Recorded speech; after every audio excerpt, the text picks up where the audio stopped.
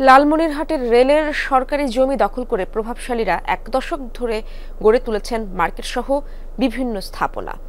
অবশেষে এসব অবৈধ স্থাপনা উচ্ছেদে অভিযান চালিয়েছে প্রশাসন। ব্যবসায়ীদের দাবি সময় না পাওয়ায় বেশ ক্ষতি হয়েছে তাদের। শিয়া বাটার ও ভিটামিন ই সমৃদ্ধ lily glam beauty soap. Lily, always beautiful. রেলের জায়গায় গড়ে উঠেছিল পাকা আধা পাকা স্থাপনা। লালমনিরহাটে অবৈধ সেই স্থাপনা উচ্ছেদ করছে প্রশাসন। স্থানীয়দের অভিযোগ, আওয়ামী লীগ সরকারের শাসনামলে শহরের বিডিআর গেট এলাকার রেলের এই জমি দখলে নেয় প্রভাবশালীরা। গড়ে তোলে মার্কেট, ব্যবসা প্রতিষ্ঠান সহ নানা স্থাপনা। গত ১২ জানুয়ারি রেলের জমি উদ্ধারে অভিযান শুরু হয়। রেলের জমি জমা দখল করে ছাত্রলীগের সাবেক সভাপতি মামুনুল হক উনি বাণিজ্য চালিয়েছে।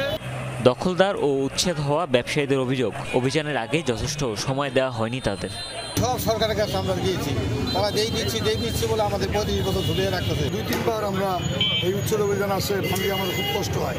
আমাদের আকুল আবেদন, আমাদের দীর্ঘস্থায়ী একটা পুনর্বাসন এবং লিজ দিলে সরকারও টাকা পাচ্ছে, আমরা বেঁচে যাচ্ছি। রেলের জায়গা অনেক আছে বা যে কোনো একটা নির্ধারিত স্থান যদি তাকে বরাদ্দ দেওয়া হয়, তাতে সরকারও রেলও লাভবান এবং তারাও এই ভাঙাভাঙি টেনশন থেকে মুক্ত।